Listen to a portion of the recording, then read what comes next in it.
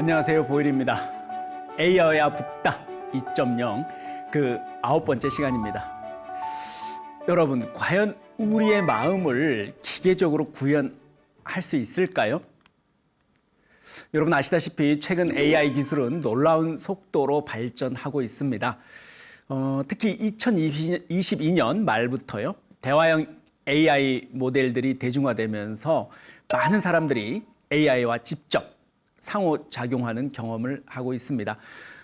여러분 잘 아시는 오픈 AI의 챗GPT나 구글의 바드, 그리고 엔스로픽의 클로드와 같은 이러한 다양한 AI 모델들이 이미 상용화되고 있는데요. 이 모델들은 인간과 거의 구분하기 어려울 정도로 자연스러운 대화를 할 수 있습니다. 이러한 AI들은요, 심지어 복잡한 질문에 답하고 창의적인 글쓰기도 하고요, 심지어 코딩까지 할 수 있습니다. 하지만 이런 AI의 능력이 인간의 지능과 같은 걸까요? 이 AI가 정말로 생각하고 이해한다고 할 수 있을까요? 사실 이런 문제는 철학자들이나 과학자들 사이에 지금도 뜨거운 논쟁거리입니다. 현대 과학기술의 발전, 그리고 고대 불교 철학이 만나는 흥미로운 접점이라고도 할 수 있습니다. 이 질문에 답하기 전에요, 먼저 우리 불교에서 말하는 이 마음의 개념에 대해서 한번 알아볼 필요가 있습니다. 불교에서는 이 마음을요, 찢다라고 부릅니다. 마음은 단순히 우리의 뇌의 기능이나 어떤 생각하는 능력만을 의미하지는 않습니다. 그것은 인지나 감정, 의지, 직관 이러한 것들을 모두 포함하는 아주 광범위한 개념입니다. 아비달마 품류 종론에서는요, 이 마음이란 무엇인가라는 질문을 하게 됩니다. 여기서는요, 심의식을 말한다라고 합니다. 그럼 이 심의식은 무엇인가? 육신식이라고 표현합니다. 우리가 지난 시간까지 배웠던 안식, 이식, 비식, 설식, 신식, 의식의 6가지 식을 말합니다. 그러면 여기서 의식은 또 뭡니까? 궁금하죠? 아비달마 구사론에서는 이렇게 대답합니다. 이 심의식은 그 본질이 같다. 그리고 이 심이라고 얘기하는 이유는 쌓고 일으키기 때문에 집기한다 그러죠. 심이라고 하는 거고, 의라고 이름하는 이것은 우리가 생각하고 헤아리기 때문이다. 사량한다 그러죠. 또 식이라고 이름하는 이유는 묘별, 그러니까 식별하여 알게 하기 때문이다라고 설하고 있습니다. 더 나아가서요, 불교에서는 이 마음이 수냐타라 그러죠. 공성을 가지고 있다. 이렇게도 말합니다. 이것은 우리 마음에 고정된 본질이 없다는 뜻이죠. 우리의 마음은 끊임없이 변화하고 다양한 조건과 인연에 따라 다르게 나타납니다. 그렇다면 이 AI, 우리의 AI도 우리의 이런 마음을 가질 수 있을까요? 그럼 이제부터 마음과 신체의 관계, 이 마음과 신체의 관계에 대한 다양한 견해 중에서 오늘 우리가 다루게 될 AI 연구 개발과 관련해서 그 대표적인 관점들만 몇 개 추려봤습니다. 먼저 심신이원론입니다. 잘 아실 텐데요. 데카르트가 이 주장했던 전통적인 이원론, 그러니까 마음과 신체를 별개의 실체로 바라보는 거죠. 이 관점에서 보자면 AI는 어떻습니까? 하드웨어와 소프트웨어로 분리된 것으로 볼 수 있습니다. 간단하죠? 다음은 물리주의입니다. 우리의 마음을 신체의 물리적 상태로 환원한다는 입장입니다. AI의 인지 과정을 우리의 뇌의 신경 활동과 유사한 것으로 간주하게 됩니다. 그리고 또 기능주의가 있습니다. 이 마음의 상태를 이렇게 기능적 역할로 정의하게 되는 건데요. 이 관점은 AI 시스템의 작동 방식을 우리 인간의 인지 과정과 유사하게 볼 수 있도록 합니다. 또 흥미롭지만 창발론도 있습니다. 마음을 우리의 신체 복잡한 조직에서 창발하는 어떤 속성으로 바라본다는 거죠. 이것은 우리 AI 시스템이 복잡성이 계속 생기기 때문에 이 계속 복잡해지다 보면 결국은 어느 단계에서 의식이 출현할 수 있다는 가능성을 제시하기도 합니다. 그리고 행동주의가 있습니다. 행동주의는요, 마음의 내적 상태보다는 우리의 이 관찰 가능한 행동, 이 행동에 초점을 맞춥니다. 이 관점에서 AI 시스템은 입력에 대한 출력, 그러니까 행동으로 평가되는 거죠. 우리의 어떤 내적 상태나 뭐 의식의 존재 뭐 이런 거 가정하지 않고요. 객관적으로 관찰 가능한 행동만을 연구 대상으로 삼습니다. 이 입장에 의하면 뭐 학습이라는 것은 자극과 반응의 어떤 연결, 이것을 강화시키는 과정, 이렇게 정의하게 됩니다. 이 시스템의 내부 작동보다는요, 입력에 대한 출력의 정확성에 이렇게 집중하는 방식이죠.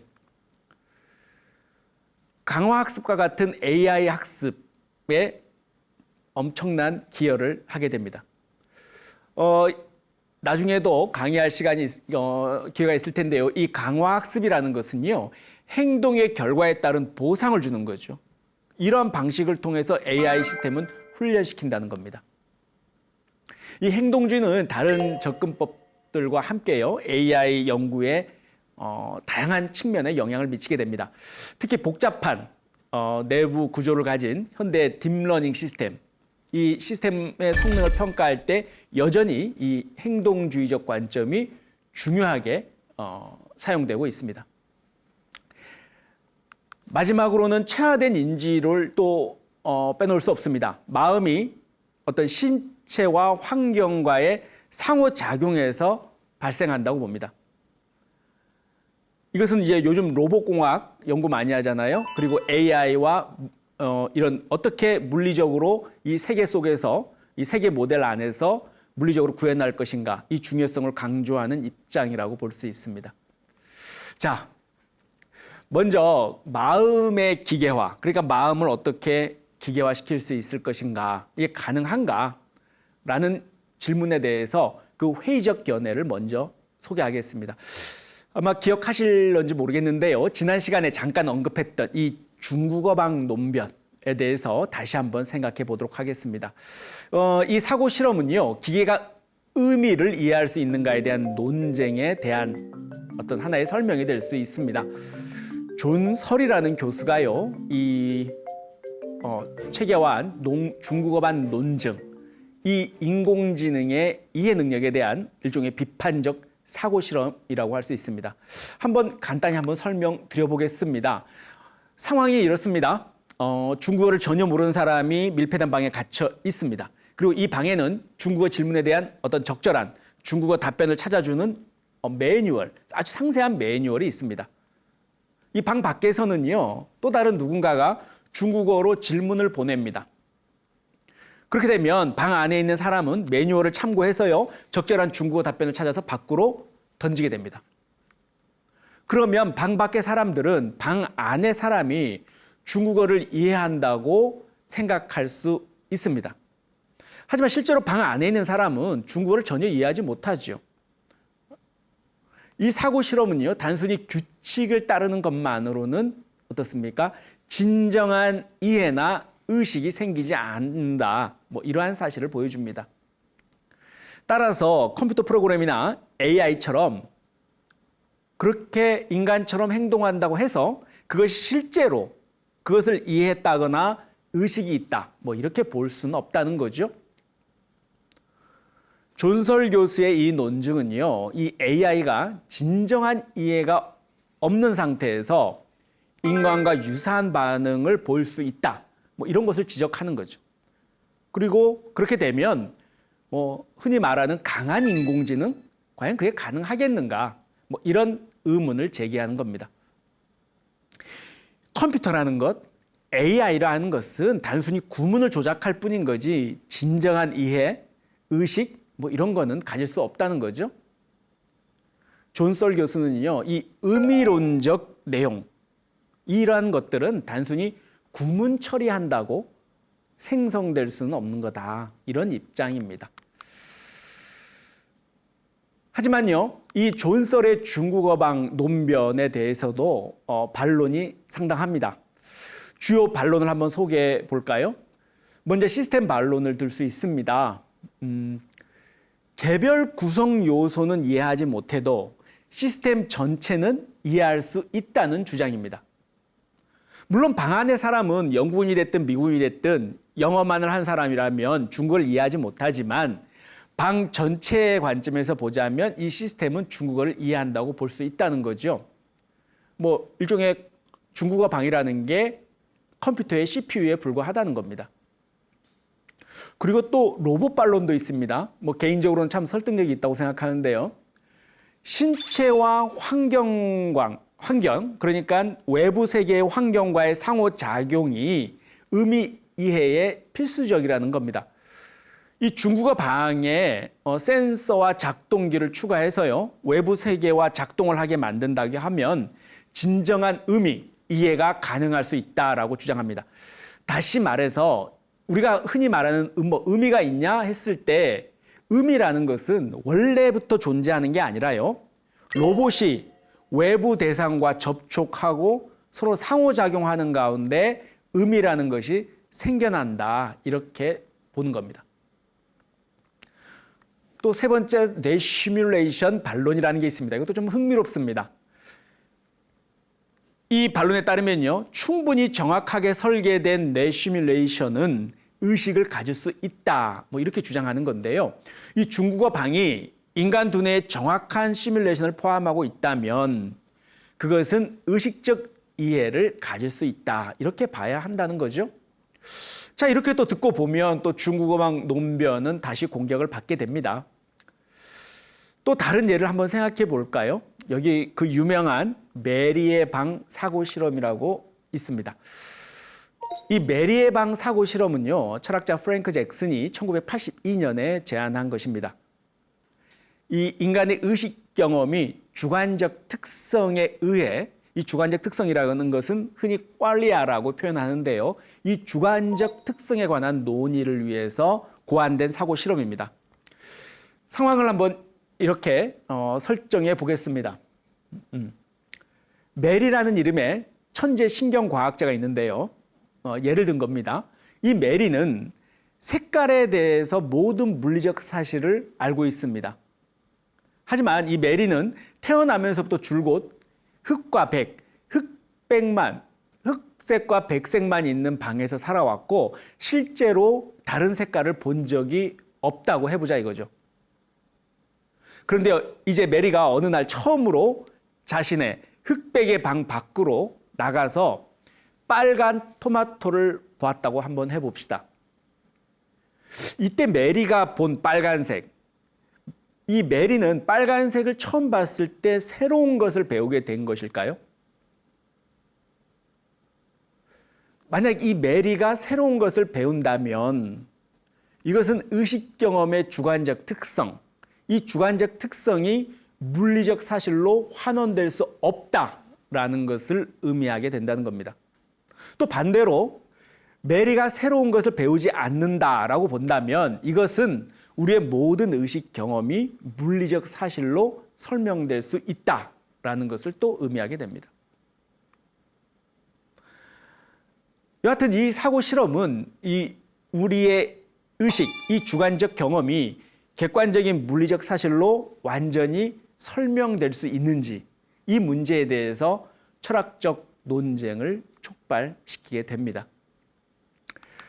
그렇다면 이제부터는 인간의 마음 그리고 의식을 기계화하거나 혹은 AI를 통해서 구현 가능할 수 있다라는 관점을 한번 살펴보겠습니다. 대표적으로 유명한 데니얼 데니시라는 학자가 있습니다. 아마 올해 초에 돌아가셨죠. 데니얼 데니스는 이 의식을 기능주의적 관점에서 바라봅니다. 이 데니스는요, 우리의 의식이라는 것이 특정한 두뇌 상태나 어떤 비물질적인 정신 실체가 아니라고 봅니다. 이 뇌의 다양한 정보 처리 과정의 결과다, 뭐 이렇게 주장합니다. 이 데니얼 데니스는 우리의 의식을 일종의 가상기계, 뭐 이렇게 봅니다. 이 데니얼 데니스에 따르면요, 이 의식이라는 것은 이 생물학적 하드웨어 위에서 작동하는 소프트웨어와 유사하다고 주장합니다.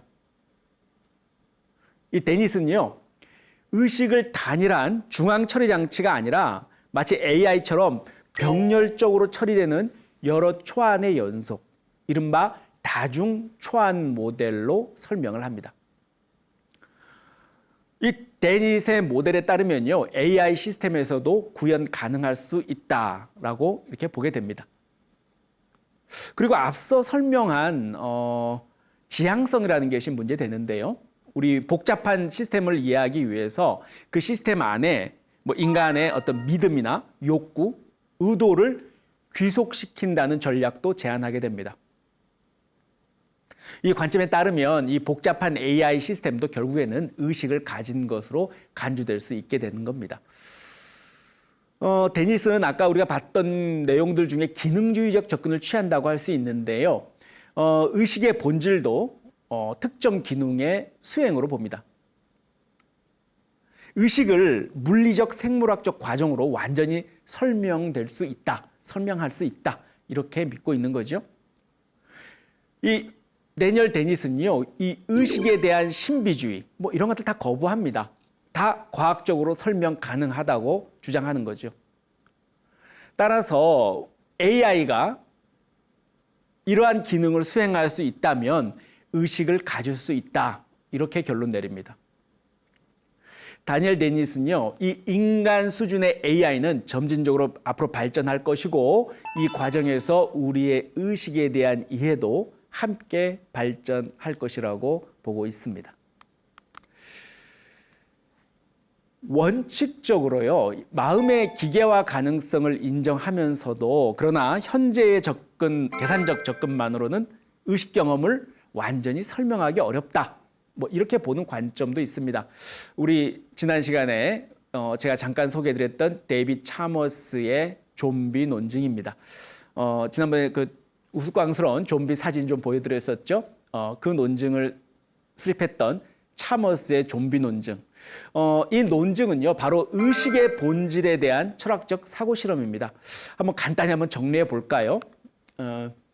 좀비 논증 첫 번째입니다. 1번, 물리적으로 우리와 동일하지만 의식 경험이 전혀 없는 존재, 즉 철학적 좀비를 상상할 수 있습니다.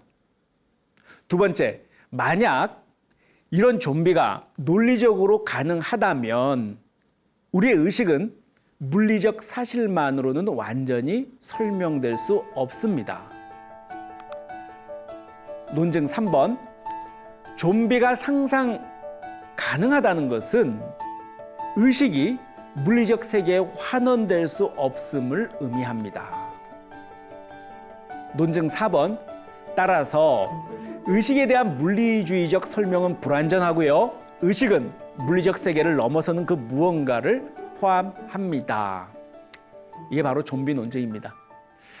이 논증은 우리 인간 의식의 주관적 경험, 아까 감각질이라고 표현해드렸죠? 이 감각질이 객관적인 물리적 사실로 완전히 설명될 수 있는지에 대해서 어떤 의문을 제기하는 방식이죠.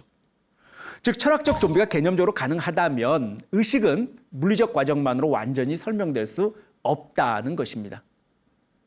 결국에는 이 좀비 논변은 물리적 설명의 한계를 지적하는 건데요. 왜 그것이 주관적 경험을 낳는지는 설명하지 못합니다. 이른바 설명적 간극이 있다는 겁니다. 이처럼 우리의 뇌 활동이 왜 어떻게 일어나는지를 모르는 것을요, 차머스는 그 유명한 의식의 어려운 문제, 하드 프로블럼이라고 표현하게 됩니다. 우리 의식적 경험의 질적 측면, 예를 들어서 우리가 빨간색을 보는 느낌은 그 느낌에 대해서는 물리적 용어로 환원, 표현하거나 바꿀 수 없다는 얘기죠. 물리적으로 동일하지만 의식이 없는 존재를 상상할 수 있다는 것 자체가 바로 물리주의의 한계를 지적한다는 겁니다. 자, 그렇다면 이제 우리의 불교의 유식사상 관점에서 지금까지 쭉 얘기했던 마음과 신체의 관계, 그리고 마음의 기계와 논쟁을 한번 생각해 보겠습니다. 유식 사상의 핵심 개념들을 현대적 논의와 연관지어서 한번 살펴보죠. 지난 몇 회에 걸쳐서 여러분들과 같이 유식 공부를 했으니까 이제 유식에서 말하는 다양한 개념에 대해서는 익숙해지셨으리라 생각합니다. 먼저 유식의 기본 입장은요, 모든 현상이 식, 그러니까 의식의 작용에 의해서 생겨난다고 봅니다. 외부 대상 세계의 실질성보다는 의식의 근본적 역할을 강조하게 됩니다. 하지만 유식은 의식을 더욱 보다 근본적인 것으로 보고요, 물질 세계조차 어떻습니까? 우리 의식의 현현이다라고 해석합니다.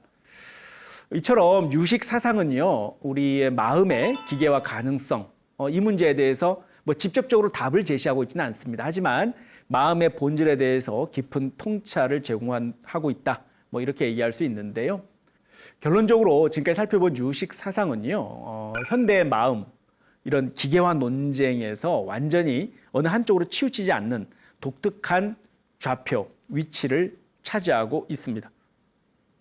의식의 중요성을 인정하면서도 그 본질에 대해서 서양 철학과는 아주 다른 관점을 제시합니다. 그러다 보니까 이 논쟁에 아주 고유한 독립적인 차원의 통찰을 제시할 수 있을 거라고 저는 생각합니다. 여러분 어떻습니까? 오늘 우리는 마음의 기계화 가능성에 대해서 알아봤습니다. 존 설의 중국어방 논변부터 데이빗 차머스의 철학적 좀비 개념까지 다양한 철학적 사고 실험을 살펴봤습니다. 이 복잡한 주제에 대해서 불교의 유식 사상이 어떤 통찰을 제공할 수 있는지도 고찰해봤습니다.